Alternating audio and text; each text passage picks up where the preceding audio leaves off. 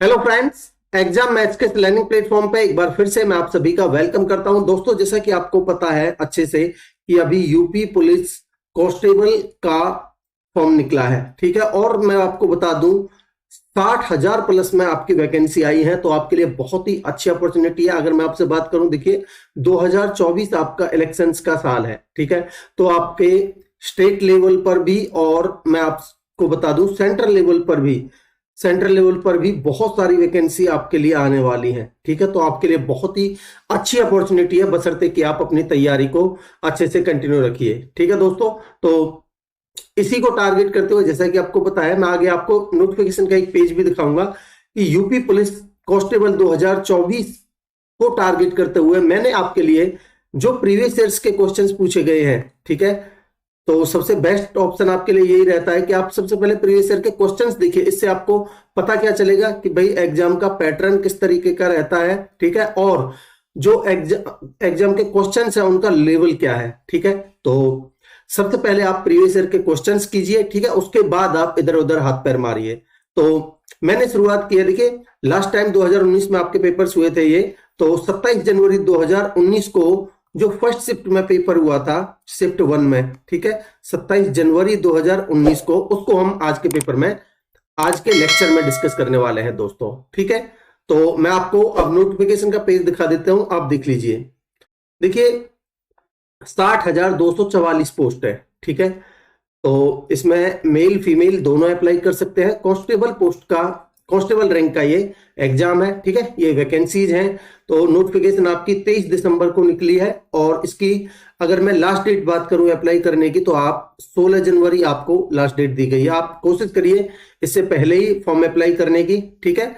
और एग्जाम की डेट आपको फरवरी 2024 दी गई है। इसका मतलब क्या है कि आपके इलेक्शन से पहले ही अगर एग्जाम है तो आपका जो प्रोसेस है वो बहुत तेजी से चलने वाला है, ठीक है। तो ये आपकी फीस है, आप देख सकते हो। मेन चीज है, आपको 60,244 वैकेंसीज मिली हैं, जो कि आपके लिए बहुत ही अच्छी अपॉर्चुनिटी है।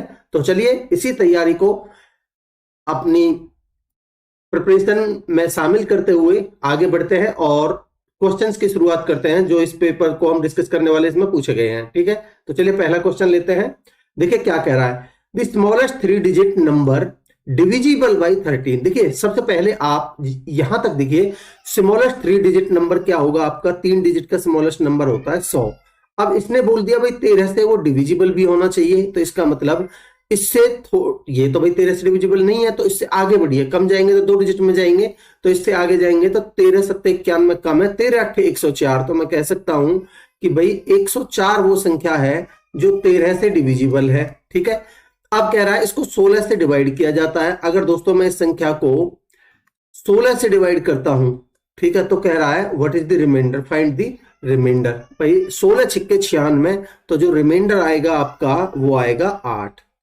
भाई 4 और 4 8 बचेंगे, तो आपका आंसर हो जाएगा ऑप्शन डी, ठीक है। आगे बढ़ते हैं। देखिए क्या कह रहा है, this square root of 6561 is calculated. देखिए आपको 8864 और लास्ट में यूनिट डिजिट आ रहा है 1, तो आपको पता हो जाना चाहिए कि इसका जो स्क्वायर रूट होगा वो होगा 81। 81 का आप स्क्वायर करोगे तो 6561 ही आएगा, ठीक है। मैं करके दिखा देता हूं आपको।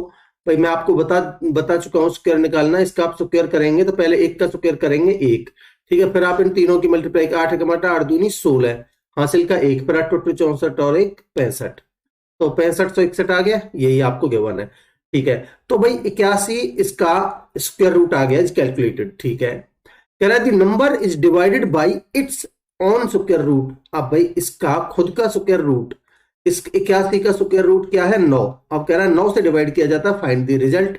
तो कितनी बार चला जाएगा, 9 बार, तो आपका रिजल्ट आएगा 9, यानी कि ऑप्शन बी आंसर होगा आपका, ठीक है। आगे बढ़ते हैं। कह रहा है diameter of a circle is doubled.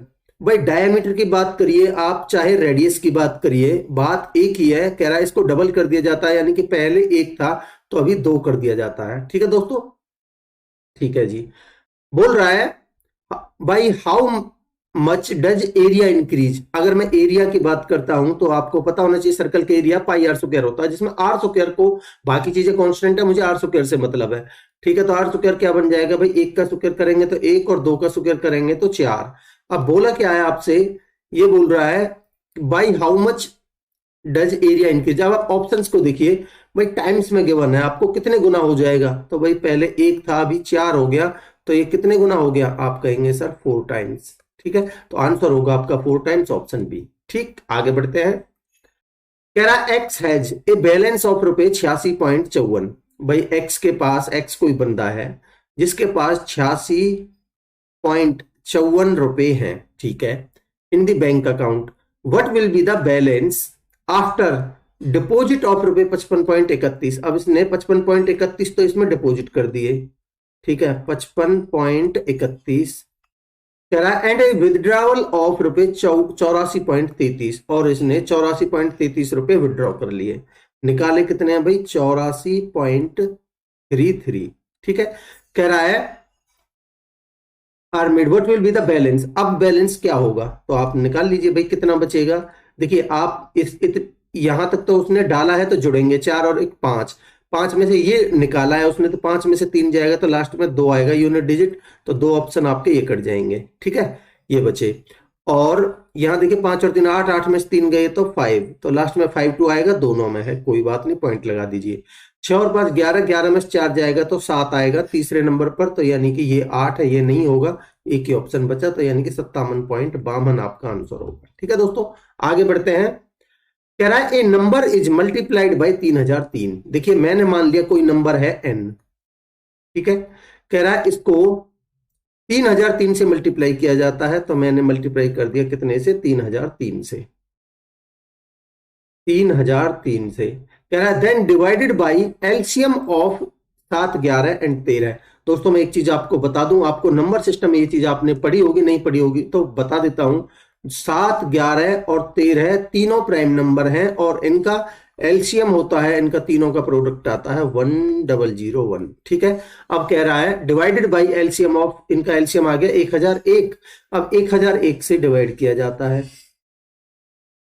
ठीक है, कह रहा है देन डिवाइडेड बाई इटसेल्फ, और फिर इसको खुद नंबर मैंने क्या माना है, खुद नंबर n, तो n से खुद n से डिवाइड किया जाता है। ठीक है, फाइंड द रिजल्ट। तो अब रिजल्ट क्या आएगा भाई, आप खुद देख लीजिए। तो दोस्तों आपका ये बन जाएगा भाई, n से तो n कट जाएगा, और ये इसका 3 गुना मुझे दिख रहा है, तो आंसर होगा आपका 3, यानी कि ऑप्शन सी आंसर हो जाएगा। ठीक है, मैं उम्मीद करता हूं कि क्वेश्चन आपको क्लियर होगा। आगे बढ़ते हैं। देखिए ये बोल रहा है इसका ट्रिप्लीकेट रेशियो 5:8 है, एक्स क्यूब की वैल्यू बतानी है। देखिए आपको मैं बता दूं कि अगर मेरे पास दो संख्याएं a:b, और इनका अगर ये x:y है और इनका ट्रिप्लीकेट रेशियो निकालना हो तो मुझे एक्स क्यूब और वाई क्यूब आता है। ठीक है, तो मैं यहां लिख सकता हूं आपके सामने 10x प्लस में 5, ठीक है, अपॉन में ये गिवन है आपको 42x प्लस में 8। अगर आपको ट्रिप्लीकेट रेशियो 5:8 गिवन है तो कितना बन जाएगा भाई, मैं आपको बताया एक्स क्यूब वाई क्यूब, तो यानी कि 5 का क्यूब 125, और देखिए ये इसका x:y गिवन था और ट्रिप्लीकेट रेशियो पूछा है, तो ये x इसका क्यूब बन जाता है यहाँ। ठीक है, तो ये 5 का क्यूब 125, 8 का क्यूब 512 है। ठीक, क्रॉस मल्टीप्लाई करिए भाई। देखिए 10x करेंगे, 10 से मल्टीप्लाई करेंगे तो 5120x, ठीक है, प्लस में 5 से गुना करेंगे तो 5 दूनी 10, 5 दूनी 10, 5 एकम 5 और 1 6, 5 पंजे 25। ठीक, अब इधर क्रॉस करेंगे तो बनेगा आपका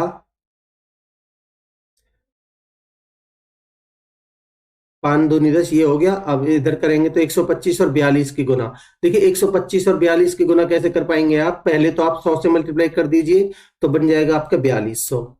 ठीक है, फिर आप 25 से मल्टीप्लाई करेंगे तो इसका आधा 2100, यानी कि 100 का 1/4 है 25, तो इसका भी 1/4 कर दीजिए। ठीक है, तो कितना बन जाएगा, 2100 का आधा 1050, तो आपका 4200 और 1050 कितना बन जाएगा, 5250। तो ये बनेगा 5250 प्लस में 8 से, अब देखिए 8 से मल्टीप्लाई करेंगे तो 800 और 25 200, यानी कि 1000। ये बना आपकी क्रॉस मल्टीप्लीकेशन।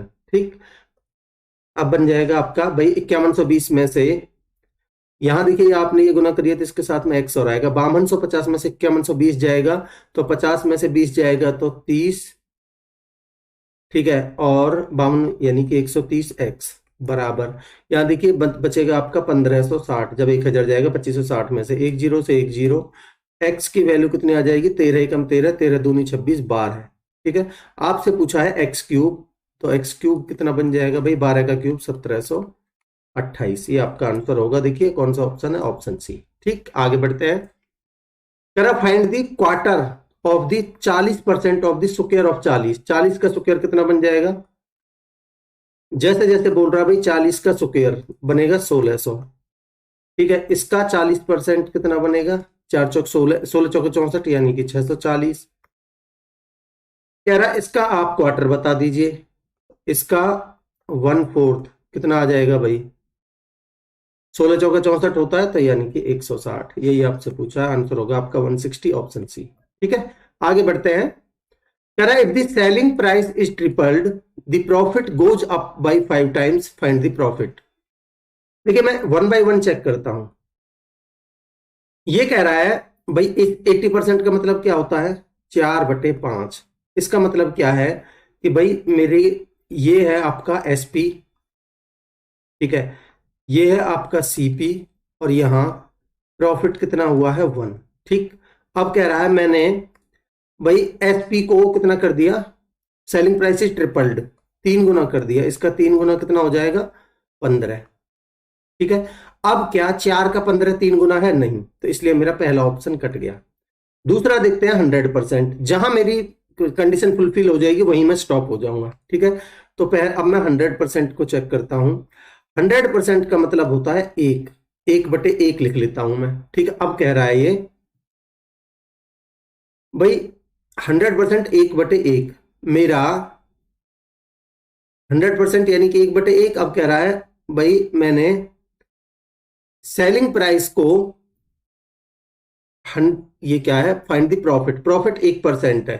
ठीक है भाई, 100% का मतलब है 1, तो मैं यहां देखिए भाई, मैं अगर 1/1 और यहां प्रॉफिट भी 1 लिखता हूं, ठीक है, तो यहां प्रॉफिट 1 लिखता हूं, कोई सेलिंग प्राइस था, प्रॉफिट जिसमें 1 था, तो ये सेलिंग प्राइस कितना हो जाएगा 2, तो ये 1/2 में 1 का प्रॉफिट है। ठीक है, इस तरीके से समझिए। देखिए दोबारा बता देता हूं एक बार, आपको क्लियर हो जाएगा।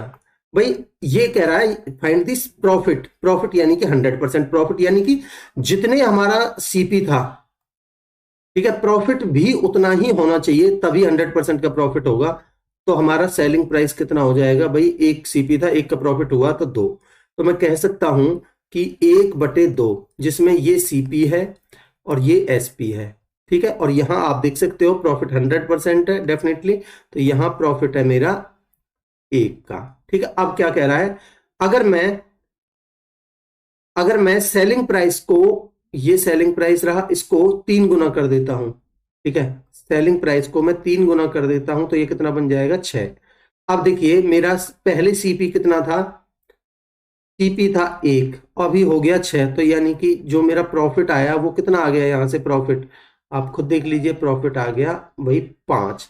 तो पहले 1 था, अभी 5 गुना है, तो प्रॉफिट 5 गुना हो गया। आप कहेंगे बिल्कुल सर, तो मेरा आंसर यही से हो जाएगा, ऑप्शन बी। ठीक है, आगे बढ़ते हैं। कह रहा है एक्स बाइज ए स्कूटर ₹4,42,000 में, एक स्कूटर खरीदा उसने, 6,000 रुपए उसके रिपेयरिंग में लगा दिए, तो उसको कुल मिला के कितने का पड़ा, वो सीपी आ जाएगा मेरा 48,000 का। ठीक है, कह रहा उसने बेच कितने में दिया भाई, 54,000 में, तो एसपी आ जाएगा मेरा 54,000। ठीक है, आप इनका चाहो तो रेशियो ले लीजिए, आप कोई दिक्कत नहीं है भाई, 3 जीरो से 3 जीरो काट दीजिए, 6 × 8 = 48 और 6 इनाम 54। तो आप ये समझिए कि 8 रुपए की चीज आपने 9 में बेची है, तो कितने का प्रॉफिट हुआ है, एक का कितने पर, 8 पर। भाई हमेशा सीपी पर होता है प्रॉफिट लॉस, और 1/8 होता है आपका 12.5%। आंसर होगा आपका 12.5%, ऑप्शन बी। ठीक है दोस्तों, आगे बढ़ते हैं। कह रहा है एन आर्टिकल कॉस्टिंग ₹110, एक आर्टिकल का कॉस्ट प्राइस कितना था, ₹110। ठीक है, और उसको बेचा कितने में, 104.50 में, तो सेलिंग प्राइस आ जाएगा 104.5। But how much was the discount offered, costing यानी कि उस पे ये एक्चुअल में एमआरपी है, जो जितनी उस पर कॉस्ट डली हुई थी उतने रुपए की चीज को उसने 104.5 में बेचा है, ठीक है। तो कह रहा है कितने का डिस्काउंट दिया गया है, तो आप खुद देख लीजिए, 110 में से 4 6 यानी कि 5.5 का डिस्काउंट दिया गया है, ठीक है। भाई डिस्काउंट हमेशा एमआरपी पर दिया जाता है, तो यानी कि 5.5 का डिस्काउंट, मैं इसको 55/10 लिख देता हूं, कितने पर दिया, 110 पर, और परसेंटेज के लिए 100 पर कितना, ठीक है, तो गुना में 100। तो इसको आप सॉल्व कर लीजिए, कितना बन जाएगा भाई, 2 जीरो से 2 जीरो, और 11 से कटेगा 11 पंजे 55, तो आंसर आएगा आपका 5%, ठीक है दोस्तों। तो ऑप्शन बी आपका आंसर हो जाएगा। आगे बढ़ते हैं, कह रहा है चक्रवृद्धि ब्याज पर निवेश की गई एक राशि 2 साल में 1600 रुपए और 3 साल में 1680 रुपए हो जाती है, ब्याज की दर ज्ञात कीजिए। चक्रवृद्धि ब्याज है, देखिए, ठीक है भाई, कोई प्रिंसिपल था, वो 2 साल में तो हो गया कितना, 1600 रुपए, और 3 साल में हो गया वही प्रिंसिपल 1680 रुपए, ठीक है। अब आप यहां मुझे एक चीज बताइए, भाई 2 साल में 1600 हुआ था, 3 साल में 1680 हुआ था, तो ये जो 80 रुपए एक्स्ट्रा मिला है यहां से यहां तक, ये 1 साल का ब्याज है, ठीक है, 1 साल में 80 रुपए। तो मेरे को निकालनी है रेट ऑफ इंटरेस्ट, यानी कि ब्याज की दर, रेट ऑफ इंटरेस्ट, ठीक है। तो रेट निकालने के लिए भाई मैं इसी पर इस 1 साल का ब्याज कैलकुलेट कर लेता हूं। भाई 80 रुपए का ब्याज मिला है 1600 पर, और परसेंटेज के लिए 100 पर कितना, ठीक है। मेरे को यही तो सॉल्व करना था, तो इसको हम सॉल्व कर लेते हैं भाई। 2 जीरो से 2 जीरो काट लीजिए, और 16 पंजे 80, तो आपका रेट आ जाएगा 5%। मैं उम्मीद करता हूं कि कॉन्सेप्ट आपको क्लियर होगा। ऑप्शन ए आंसर है। आगे बढ़ते हैं, कह रहा है हाउ मच विल रुपए 25,000 invested at compound interest amount to in 1 year at 4% per annum compounded half yearly. देखिए, जब भी मैं आपको पिछले लेक्चर्स में बता चुका हूं कि जब भी हम हाफ ईयरली की बात करते हैं तो रेट होती है वो हाफ हो जाती है, और जो टाइम हो जाता है वो डबल हो जाता है। ऐसा क्यों होता है, मैं रीजन के साथ आपको पहले बता चुका हूं। तो भाई रेट 4 थी, तो रेट तो हो जाएगी आपकी, रेट तो हो जाएगी 2%, और जो टाइम है वो हो जाएगा, यानी कि 1 साल था, अभी 2 साल हो जाएगा, ठीक है, 2। तो आप मुझे एक चीज बताइए, अगर आपको यहां effective rate effective rate effective rate निकालना हो, भाई 2 साइकिल के लिए 2% से तो कितना हो जाएगा, 2 और 2 4, और 2 दूनी 4, 4.04%। ये चीजें भी मैं आपको एक सीआई का थ्योरी लेक्चर्स में, एक सीआई का लेक्चर डाल चुका हूं, उसमें कैसे निकालते हैं इफेक्टिव रेट, वो मैं आपको समझा चुका हूं, ठीक है। तो आपको 25,000 का इतने परसेंट निकालना है डायरेक्टली कंपाउंडेड इंटरेस्ट निकालने के लिए। तो सीआई आप डायरेक्टली निकाल सकते हो, कैसे निकालोगे भाई, 25,000 का, ठीक है, आप 404, पहले तो पॉइंट हटाने के लिए 100, और फिर परसेंटेज के लिए एक और 100, ठीक है, इतने से भाग दे दीजिए सॉल्व करने के लिए। तो देखिए भाई 3 जीरो है ये, तो 2 जीरो तो ये, और 1 जीरो ये, ठीक है। 5 से काटिए, 5 पंजे 25, और 5 दूनी 10, ठीक। फिर आप इस 2 से काट दीजिए इसको, 2 से कटेगा ये 202 बार, ठीक है। तो गुना करिए 5 से, 5 दूनी 10, और 5 दूनी 10, 1000, 5 दूनी 10, 5 दूनी 10, तो 1010 आपका आ गया क्या, सीआई। आपसे पूछिए अमाउंट, ठीक है, हाउ मच विल रुपए invested compound interest amount to, ठीक है। तो अमाउंट पूछिए आपसे, तो अमाउंट बन जाएगी भाई, प्रिंसिपल था 25,000 प्लस में 1010, ठीक है। तो कितना बन जाएगा, 26,010। ये आपका आंसर होना चाहिए। देखिए कौन से ऑप्शन में है, 26,010 ऑप्शन बी में, ठीक है। आगे बढ़ते हैं, कह रहा A began a business with रुपए 75,000 and B joins after some time with रुपए 37,500। आप खुद देख सकते हो 37,500 का डबल है 75,000। तो मैं ए और बी का डायरेक्टली रेशियो लेना चाहूं तो ये है 2:1 में, ठीक है। अब देखिए बी, ए का कोई टाइम का जिक्र नहीं किया है, तो मैं कह सकता हूं ए ने तो पूरे 12 महीने के लिए लगाए थे, और मान लेते हैं ए ने 12 महीने के लिए, बी ने टी टाइम के लिए लगाए थे, ठीक है। भाई कुछ समय बाद ज्वाइन किया है ना बी ने, तो मान लेते हैं वो टी समय के बाद, टी समय तक उसने पैसे लगाए थे टोटल, ठीक है। ठीक है जी, how many months did B join if the profits are shared in the ratio 3:1। यहाँ भाई ये जो जितने टाइम के लिए लगाते हैं वो टाइम रहता है, यहाँ इसने पूरा 12 महीने के लिए, इसने टी टाइम के लिए, ठीक है। तो ये बन जाएगा आपका 12 दूनी 24, और ये बनेगा आपका टी, ठीक है, इतने के रेशियो में। तो भाई मैं कह सकता हूं कि जो ये तो है मेरा कैपिटल, ये है मेरा टाइम सी, और ये भाई प्रॉफिट सी इंटू में पी बराबर प्रॉफिट होता है। ठीक है, तो मैं इन दोनों की जो रेशियो है उसको प्रॉफिट के बराबर रख सकता हूं, क्योंकि मैंने सी इंटू टी कर लिया ये। ठीक है, ये प्रॉफिट के बराबर आ जाएगा। तो मैं कह सकता हूं कि 24, देखिए मैं कह सकता हूं 24 अपॉन में टी बराबर, भाई किस रेशियो में बांटा है इसने, 3:1 में। ठीक है, तो आप इसको सॉल्व करेंगे तो कितना बन जाएगा भाई, 3 से कटेगा ये 8 बार, तो टी की वैल्यू आ गई आपकी 8। ठीक है, तो भाई जब इसके साथ इसने कह रहा है तो बी कितने महीनों के बाद शामिल हुआ था, तो 8 महीने तो ये आगे उसके। ठीक है, तो इसका मतलब वो 4 महीने बाद, 8 महीने करने के बाद एक एक, यानी कि 4 महीने बाद वो ज्वाइन हुआ था, क्योंकि ये पूरा 12 महीना, 12 में से 8 जाएगा तो वो 4 महीने बाद ज्वाइन हुआ था। ठीक है, आगे बढ़ते हैं। कह रहा दी marks of a student were entered 88 instead of 68। देखिए भाई कितने एक्स्ट्रा ऐड हो गए, कितने एक्स्ट्रा ऐड हो गए, आप कहेंगे एक्स्ट्रा ऐड हो गए 20, जिसकी वजह से हुआ क्या, जो एवरेज मार्क्स है पूरी क्लास के वो 0.5 से बढ़ गए। तो यानी कि 0.5 का मतलब 1/2 से बढ़ गए, तो ये क्या आ जाएगा, नंबर आ जाएंगे, नंबर ऑफ स्टूडेंट्स। तो यानी कि 20 दूनी 40, 40 स्टूडेंट थे क्लास में, ऑप्शन डी। मैं एवरेज के लेक्चर्स में आपको ये चीज अच्छी तरीके से बता चुका हूं। क्या कह रहा है, A is twice as efficient as B. तो भाई ए और बी की अगर मैं बात करूं तो इनकी एफिशिएंसी का रेशियो क्या कह रहा है, A is twice as efficient B. Who is, देखिए हु आ रहा है यहां, तो इंग्लिश में आपको पता होना चाहिए हु किसकी बात कर रहा है, बी की। Is thrice as efficient as C, तो भाई एक सी बंदा और है, इससे ये 3 गुना है। तो अगर सी की एफिशिएंसी 1 है तो बी की कितनी है, 3, और ए की एफिशिएंसी बी से डबल है, तो इसका मतलब ये 6। ठीक है जी, आगे बोल रहा है सी अलोन, सी अकेला, C alone can complete the task in 30 days.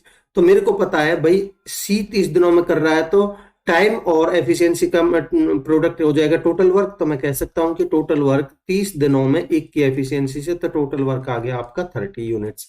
ठीक है, then in how many days can they together complete the task. तो भाई आपको करवाना है ये काम A plus B plus C से, तो A plus B plus C, total काम है 30, और तीनों की एफिशिएंसी कितनी है भाई, 6 और 3 9 और 1 10।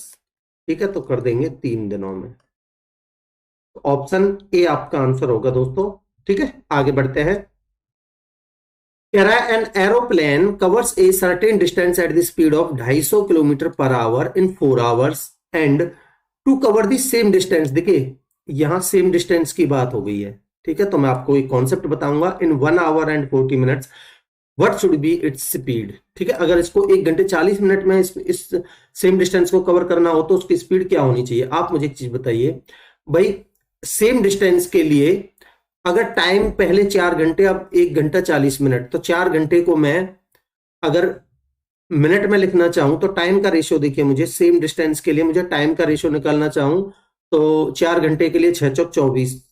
ठीक है, तो यानी कि 240 मिनट, और यहाँ 1 घंटे 40 मिनट के लिए 100 मिनट। ठीक है, तो ये टाइम का रेशियो कितना आ गया मेरा, 10 से 10 काटिए, 2 से काटिए 12 है, और 2 से काटिए 5। और जब डिस्टेंस सेम हो, सेम डिस्टेंस के लिए अगर टाइम का रेशियो मेरा 12:5 है, तो मुझे बताइए स्पीड का रेशियो कितना आ जाएगा। आप कहेंगे सर स्पीड का रेशियो आएगा 5:12 है।